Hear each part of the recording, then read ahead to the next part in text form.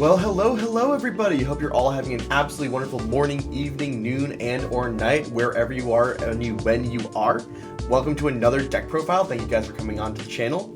And today I'll be doing my Skirmish Season 7 Valda Bright Axe KNICK-KNACK-BRIC-A-BRAC deck profile. End up getting third place at 2 weeks in a row at my local Armory. One was 20 plus players, the other one was 12 plus players. One was 5 rounds, one was 4 rounds, and I'm getting third place both times, only having one loss at the week. And a little bit of a warning, this is a very fun, very happy deck, and it's very much a pet deck of mine that has some high roll, some low roll potential, but there's a lot of very fun moving pieces towards it.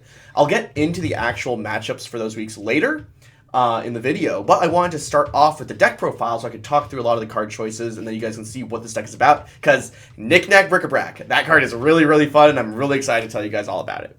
But first, with any Flesh and Blood deck profile, let's start off with our hero. We are using the Guardian hero Valda Bright Axe, who is a 4 intellect, 21 health hero. You got that little bit of extra health there because Guardians be tankin'. Whenever an opponent draws a card during an action phase, either yours or theirs, you will create a Seismic Surge token for each card drawn this way. And at the start of your turn, if you control 3 or more Seismic Surge tokens, cards you own with Crush, which is a Guardian keyword, gain Dominate, meaning that they can only be blocked with 1 card from hand. So, with our big attacks, we'll be able to crush them, we'll be able to do powerful on-hit effects, and dominate them so they're going to take the damage. And the reason that this is going to be working is off of our Seismic Surges. So Seismic Surge, for those of you who have not played Guardian before, is a token aura with, at the beginning of your action phase, destroy Seismic Surge, then the next Guardian attack action card you play costs 1 resource less to play. So, for example, if your opponent draws 1 card off of Valda, next turn, your first Guardian attack will cost 1 less. If your opponent draws 2 cards, it'll cost 2 less. So on and so forth for how many Seismic Surges you have. And if you have that 3, not only does it cost 3 less, you also gain the Dominate. So off of Valda Bright Axe, we're going to be able to generate these Seismic Surge tokens. But what is the other way that we are generating these Seismic Surge tokens? And that is with a chess piece that is not tectonic plating, which is the Guardian stereotypical chess piece. We are doing it with Earthlore Bounty. So Earthlore Bounty is a very affordable Majestic from Everfest, I believe, which is a chest with, whenever you draw a card from the effect of an action card, create a Seismic Surge token for each card drawn this way. So, for example, say you're playing a Pot of Greed or Cash-In, and you draw 2 cards, you'll make 2 Seismic Surge tokens. Notably, those will only proc at the start of your action phase, is when you get this discount. So it'll be your next action phase if you draw them on, say, your turn. If you draw cards on your opponent's turn, it'll discount the attack on your following turn. It has 2 block and temper, so it will break after blocking twice. But the way this deck is built is that we're only going to be using this ability a finite number of times during the game. And then so, if you block after that, it will then proc and break. Before going into the rest of the equipment, I'm actually going to explain how are we proccing our Earthlore Bounty a finite number of times. And that is with a very powerful action card, Potion of Luck. 2 copies of it. It's a blue that costs 0 with an instant ability to destroy the Potion of Luck, shuffle your hand and arsenal into your deck, and then you draw that many cards. Notably, it is still an action card, even if you're activating the item ability while on the field, which, in combination with our Earthlore Bounty, will allow us to generate upwards of 5 Seismic Surge tokens. 4 from your intellect, and then 1 from your arsenal. And then those 5 Seismic Surges will be able to proc, give our attack Dominate, because 5 is more than 3, and you'll be able to come in with very cheap, very powerful attacks. And notably, Potion of Luck, we only have the 2 copies of it. We have blue Sith later in the deck, and I'll get to that. So there are a couple of other ways, but these are the primary 2 ways for using Earthlore Bounty. So it really is like, after you use both of the Potions of Luck, you can feel free to crack your Earthlore Bounty. But how are we going to try to make sure we get through our Potions of Luck? And that is where the namesake of this deck is going to be coming in. A card that I absolutely love, just like this funny little guy, KNICK-KNACK-BRIC-A-BRAC. It's a generic action Majestic, I believe also from Everfest. It's red, so pitching is not good. Only 2 blocks, so very iffy there. But it costs 3 resources, and as an additional cost to play it, you may destroy any number of copper, silver, and or gold you control, which are these tokens. For this deck, you'll see that we'll be generating a gold token. What is it? You can pay 2, destroy it to draw a card and go again. Notably, unlike the Potion of Luck, this is not an action card. It's only a token item. Will not get any seismic surges off of our Earthlore bounty. But KNICK-KNACK-BRIC-A-BRAC allows us to search our deck for a card with Amulet, Potion, or Talisman in the name, put it into the arena, so just put it on the field, then you shuffle. And then for every 4 copper, 2 silver, or 1 gold destroyed, you will repeat the process. So even with no gold, you'll get to tutor up one of the said items. If you have 1 gold token and you crack it, you'll get 2 items. If you had 4 copper and a gold, you could then get 3 items. And that's how the card is going to work. So off of a single copy of KNICK-KNACK-BRIC-A-BRAC, as long as we have a gold token available to us, we'll be able to get out both of our Potions of Luck, and we'll immediately have access to them, start cracking them, generating seismic surges, and we'll be able to plunge at our opponent with very cheap, very powerful, dominating attacks off of the free Dominate of Valda. But how are we going to make sure that we have this 1 gold token? Well, the last equipment that's part of this KNICK-KNACK-BRIC-A-BRAC package is going to be the Crown of Dominion. Generic equipment head, no block ability, your hero is royal, and when you equip the Crown of Dominion at the start of the game, you will generate that gold token that you need in order to activate your KNICK-KNACK-BRIC-A-BRACs. So, at the start of the game, we have the Crown of Dominion, and we're going to have the Earthlore bounty, just due to how equipment in Flesh and Blood works. So by being able to have both of these, the moment we see a KNICK-KNACK, we're going to be fully online to be able to grab our Potions of Luck and be able to have our attacks come in. And that is the premise of the deck. That is what we are trying to do with our powerful Guardian Valda. To talk a little bit about the deck, actually I'll do that later on. This is the Valda profile for those of you who want that. I'll talk about other KNICK-KNACK things later on with other ties of the build. Going into the last of the equipment, because there's more equipment that you need to have. Crater Fist, classic Guardian equipment, it just blocks 2 with Temper. Notably with Valda, because you're generating those 5 seismics, you actually end up activating Crater Fist a lot more often than you would find yourself originally, because buffing an attack with Dominate with a powerful Crush effect is good. Best Guardian legs in the game, Iron Rot legs. The moment they ever print an actual Guardian legs, be ready guys, it's going to be like a $100 legendary, like very immediately off the black, just because Guardians want a leg.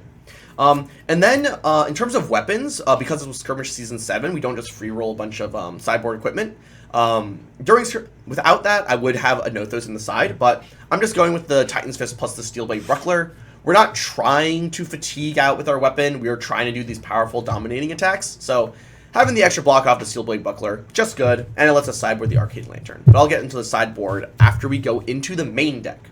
So, we already talked through having KNICK-KNACK and the Potions of Luck, which generates us upwards of 5 seismics. So 5 is a very critical number. So then here are our attacks that cost 5. We got our Spinal Crush. Notably, it also has Crush, so it gains that Dominate.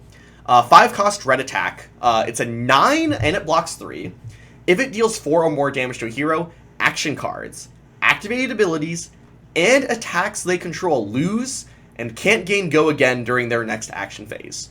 This card is brutal against so many heroes. Probably the only things that's not brutal against Guardians, because they're happy to just go swing. But even then, it's like, oh, I guess you can't activate Tectonic Plating or something like that. Very powerful, shuts down many heroes, and anytime you're like 0 cost Spinal Crush with Dominate, they're just like, wow, they get got. Next up, we got the 5 cost Red Disable. 5 cost, red attacks for 9, blocks 3 with Crush. 4 more damage, put a card from their arsenal on the bottom of their deck. It's just a really big Command and Conquer, essentially. It's like Guardian Command and Conquer to hit their arsenal. It's very good whenever it's coming in, and because it costs 5, we're both on the reds and the blues of that attack. If it's able to come in for free and it's able to come with Dominate, very, very good. While 5 is our high end, those are the only 5 cost attacks in Guardian right now that are generic that Valda is able to run. So next up we look at 4 cost. So the attacks that cost 4 still come in for free. We're only wasting 1 seismic. And sometimes if our opponent draws 1 card, puts these cards down to costing only 3, so then we're able to just pitch a blue and come in. So it's really good with Valda's natural seismic search ability. First up, we are on Choke Slams. Cost 4, attack for 8, block 3. If it deals 4 or more damage to a hero, attack actions they control can't get buffed during their next action phase. Really good against anyone that's trying to go tall with like any deck. Venerzap, Azalea, just anyone that's going tall or buffing attacks. Choke Slam, very good. We'll just stop that. So we're on both the reds and on the blues. And then on the last attack for 4, we have Mangle. This is a little bit of an iffy slot because I really wanted one more attack for 4. I'm going to try Buckling Blow later on for a different season. But I got 3rd place with Mangle, so I'm showing it to you guys. Mangle has the crush effect where it deals 4 more damage to a hero. You get to destroy equipment with -1 counters on it. If you ever hit like a critical chess piece of like Draconic or Mechanologist or even like a Tectonic Plating off of a Guardian, you feel so far ahead because you're destroying these equipment they're assuming they're going to have for the entirety of the game.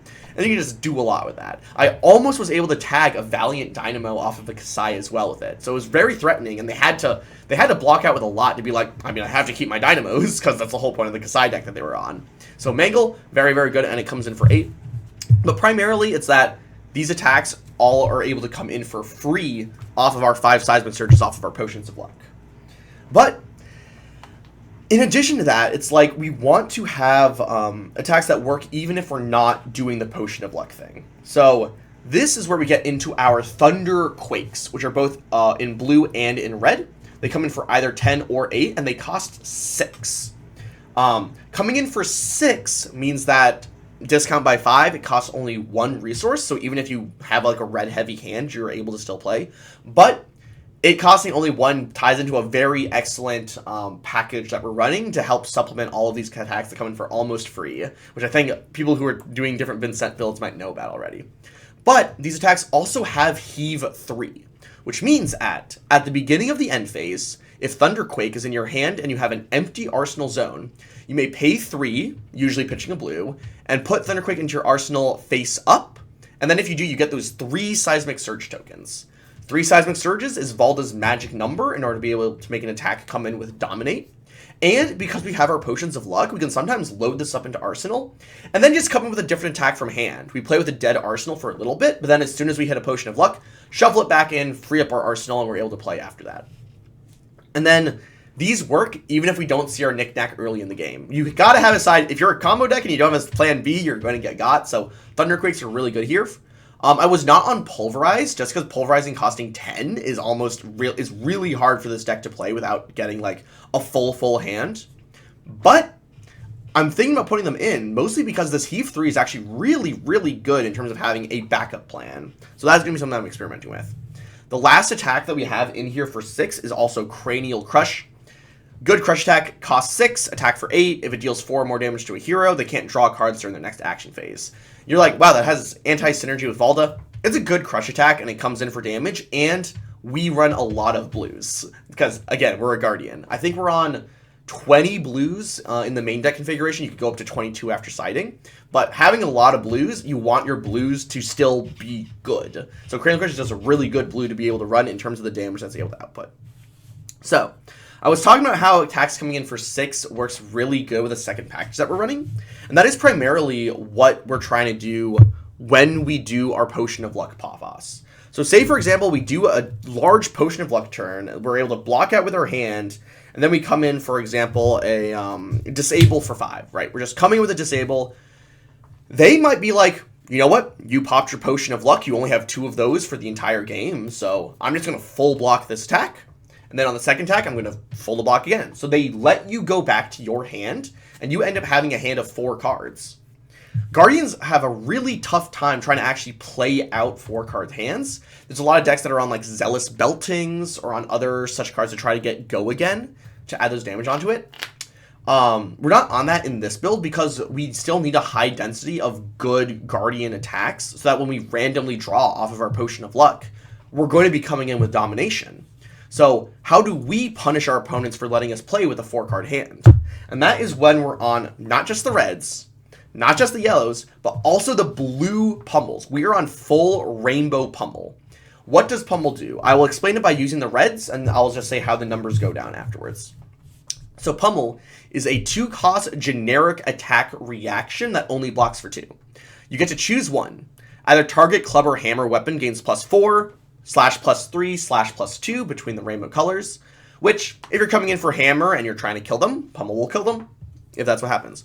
But what we're doing a lot of the time is we're making target attack action card with cost 2 or greater gain +4, /+3, /+2, and if this hits a hero, they discard a card. This is the best way for our deck to punish our opponent for letting us play with a 4-card hand. We get to pitch, come in with a big attack, and then we pummel on top of it. And that is where the 4-cost attacks really, really shine, is with the pummel gameplay. For example, I'm going to just pull out a 6, pull out a 4, and we're going to pull out one of our 5s. If our opponent lets us play with a 4-card hand, and our 4-card hand ends up looking like disable plus 2 blues plus a pummel, we can't do anything. We just swing in with the disable, we pitch 2 blues, we have 1 resource floating, and we throw pummel in arsenal, and we pass the turn. I mean, it's fine, and we can threaten a pummel later, but we're not continuing to kill them. Coming with an attack for 6, I mean, pitch 2 blues, coming for 6, and we have to throw the pummel into arsenal. We don't have anything else outside of it. But if we have a 4-cost attack, we're able to pitch 2 blues, have 2 floating, swing in, and then on reaction, play pummel, make them discard a card, and take a ton of damage. So that is the best way for our deck to punish our opponent, letting us keep a 4-card hand if they're like, I'm just going to try to recover after they do their big potion of luck turn. Pummel is so good, and if you have Terra Sunders, I highly recommend putting them in the deck. For those of you who don't know what Terra Sunder is, it's a 3-cost Guardian attack that gives your next attack +1 dominate, and if it hits, they discard 2 cards, so 1 more card plus pummel. I didn't have it for this season, so I'm just showing you guys the deck list that I actually had. But 100% that's going to be one of the upgrades, and if you guys are interested in following this KNICK-KNACK-BRIC-A-BRAC deck list as it grows and evolves, go ahead and subscribe. I love KNICK-KNACK-BRIC-A-BRAC. It's one of my favorite things to do, and hey, if you're going to play a card game, you want it to be fun. So I will keep updating this deck, and I'll be giving you guys profiles for it. The last thing we have is our blues. Again, we're a Guardian. We want tons of blues. Those were all the cards that had like very heavy rolls in the deck, so these are just blues to fill it out. Macho Grande in blue, 7-cost attack. 7-cost does not line up really well with any of our breakpoint numbers, but 7-cost attacks for 8, blocks 3, and it has natural dominate. Primarily, what we're looking for in our blues is that they're illusionist poppers, they block for 3, and sometimes we swing with them and they do something relevant. Macho Grande, if our opponent lets us full keep a hand and we have a ton of blues and a red, we can pitch them all. Macho Grande, dominate, close the game. Sometimes it's a closer. Next up, we got blue Debilitate, 4-cost, attack for 6, block 3. Again, it's a popper, blocks 3, and it has a crush effect, so it sometimes gets dominated. And if it deals 4 or more damage to a hero, the first attack during their next turn has -2. A bit of a crush effect, but it costs 4, so it can carry a pummel along with a bunch of our blues. Our last blues are not Guardian attacks. It is going to be a Sift. This is the only other way in our deck for us to naturally generate Seismic Surges off of Earthlore Bounty. It's a 0-cost 3-block blue with put up to 2 cards from your hand on the bottom of your deck, and then draw that many cards. Attack action lets us draw cards, makes us Seismic Surges off of our Earthlore Bounty, and it has Go Again. I was on the reds for a little bit, and I was on the yellows for a little bit. They let you put 3/4 as you go up the colors. You rarely are able to put that many cards on the bottom of your deck and still be able to play your hand. You're like putting a lot of it into RNG. And then even if you do that, and you're putting yourself in RNG, they're not blues. So if you're just trying to pitch them to activate other effects, they just don't do that. So only on the blue Sifts. There is a small world where these get swapped out for even just like another generic attack. But they have enough very marginal utility, and similar to the pummels, if your opponent lets you keep a 4-card hand, you can sometimes be like, I guess I'll weave a Sift into there, shuffle some cards around, and drawing into KNICK-KNACK-BRIC-A-BRAC is pretty good. If you have the opportunity to draw into it, it's really good. Last blue, because it's Skirmish Season 7, Drones of Brutality. I don't like losing to auto fatigue, and I like having the option to be like, I'll just be the fatigue deck and block you out. So Drones of Brutality, and again, they're just a blue. The only issue is that this main deck configuration has a lot of 2-blocks. We got knickknacks, we got drones, and we got all the pummels. That's 10 2-blocks, and we have 2 potions of luck that are no blocks. So again, this is why it's probably worse than like straight up like Bravo with tectonic plating. But KNICK-KNACK-BRIC-A-BRAC is so fun. It's so fun. Last thing is going to be the sideboard that we have. So we got Null Rune Gloves, Lantern, and Boots. This is how we get AB3 against Wizards. I love having AB3 against Wizards because you just get to pitch a blue, block 3, pitch a blue, block 3. And if you want your deck to still be able to KNICK-KNACK-BRIC-A-BRAC, you cannot put in either a head or a chest. There is a world where we see how to get more flexibility in our slots, and then we can add more like equipment sideboarding where we could even sideboard out of KNICK-KNACK if we know we just want to go heavy fatigue. But this is good. This is good arcane for the wizard matchup.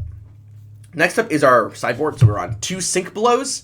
Very good defense reaction. Costs 0. You may put a card from your hand on the bottom of your deck if you do draw a card and it blocks 4. Notably, it's not an action card, so you will not get Seismic Surges off of Earthlore Bounty. But if your opponent sinks below, it's during your attack action phase, you will get a Seismic Surge off of their Sink Belows. Keep that in mind. Next up is Crush the Weak. This is an Illusionist Popper that blocks 3, and in the Hyper Aggro matchup, it is good for us to have something that we can pitch 1 blue swing in with and very much threaten their next turn. If they're going very wide with a bunch of small attacks, it is a good attack to bring in for that. We're on 1 Drone of Brutality red to complement our 2 blue drones in the main deck. So if we know we're going against a drone fatigue deck, we side in our triple drones, they can no longer drone fatigue us, they need to have a better plan than that. Usually drone fatigue decks have been developing something a little bit better than that, but I still just love having it ticked in there. Last 2 blues are Staunch Responses. They're good blues to have, and if your opponent's going tall, you'll want to bring in 4 D-Reacts. So you bring in 4 cards out of the sideboard based off what the matchup is. Sometimes you even swap out some cards in the main deck if you want to have the Crush of the Weak in there. You swap out just like one of the very medium attacks for the Drone of Brutality if you're trying to go to Fatigue. But that is the side deck there. And that is the full main deck, a plus side deck, for our KNICK-KNACK-BRIC-A-BRAC Valda Bright Axe deck. So, again, I love KNICK-KNACK-BRIC-A-BRAC. I think it's so fun. And for those of you who have stuck around this late and are curious, you can never get LL'd out of KNICK-KNACK-BRIC-A-BRAC. Valda Bright Axe can get LL'd. Bravo can get LL'd. Yoji can get LL'd, for example. We have all those Guardians. But the cards Potion of Luck, KNICK-KNACK-BRIC-A-BRAC, Earthlore Bounty, and Crown of Dominion. Crown of Dominion is somewhere in there. That core package is not part of the LL system. So unless they straight up ban one of those cards, you will always be able to play KNICK-KNACK-BRIC-A-BRAC Guardian. Again, nothing in here was even a specialization either, so none of it goes if Valda or any of the other Guardians go. So that's part of what really drew into this archetype. It's very affordable. It's a lot more affordable since you're not even on Tectonic Platings or on Crown of Dominion, or Crown of Providence, I mean. Crown of Dominion is still an expensive legend, but it's like the only expensive legend in the deck compared to other stuff. So Valda Bright Axe, KNICK-KNACK-BRIC-A-BRAC, absolutely love it. So for those of you who want to tag out after this, I hope you guys all have an absolutely wonderful time. For those of you who are sticking around for a little bit of the report, for the matchup report, the first week that I ended up going in with this deck, I ended up facing a Bravo in the first match, and I wasn't super adept into it, so I ended up taking an L to just getting fatigued out by them. Anothos is really good if they're trying to fatigue you out, along with the Tectonic Plating, and I was like, I didn't draw KNICK-KNACK early enough to make a counter pressure play. Second matchup was a Prism. Dude, playing a Guardian where every single attack in your deck is a popper feels so good when you go against an Illusionist. So, again, ended up taking that. They had a very good pop-off turn because I ended up misplaying and I only had 1 popper because I had a bunch of pummels and knickknacks otherwise. But very good. Rhinar was the third matchup. I got a turn 1 KNICK-KNACK. Turn 1 KNICK-KNACK feels almost undefeatable if you get a turn 1 KNICK-KNACK, because your opponent's like, oh, I'm going to block out with my cards, and I'm going to redraw and get a counter swing. And you're just like, turn 1, slam down a KNICK-KNACK, throw a card in Arsenal, crack Potion of Luck, get 5 Seismic Surges, then you're like, I kill you, and then they're just really low on life and they can't come back after that. Very, very good. Fourth round was a Kasai. So the Kasai matchup I was talking about where I almost mangled their Valiant Dynamo. I just was able to put on the counter pressure that very awkward turns, trying to get in with a Warmonger's Diplomacy to try to get back.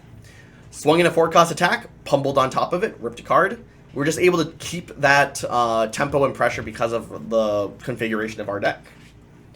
Round 5 was against a Kano. Against that Kano, we got the turn 1 KNICK-KNACK. We had 3 ABs. We were able to just AB out, swing in with a very large... Swinging with large, cheap attacks against Kano is so good, because you get to actually keep blues in your hand to pitch for AB when they try to pop off on your turn.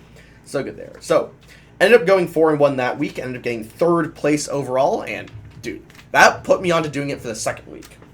So, second week doing the KNICK-KNACK, we had a very interesting Kano list. So, this Kano was actually a physical Aether Surgent Tide Kano list, where they're trying to gank you out with, like, I have some arcane, so you have to have some AB for that, but otherwise, we're coming in with cheap, powerful physical attacks to try to keep you down. That KO ended up doing a lot worse. I didn't even get the turn 1 knick-knack. I think I got knick-knack on turn 2 or turn 3. But just, like, swinging big against that KO, they're just like, I mean, I don't have the same amount of surprise kill you on the follow-up, so I could just pitch out my cards to try to assert damage. Second win was against a Prism. Again, same story of having a bunch of poppers against Prism is just absolutely crazy. Third match was up against a Levia. So Levia was able to really pop off doing like big blood rush bellow turns on turn 1 and turn 2. And I was not able to land a time to safely knick-knack was the issue.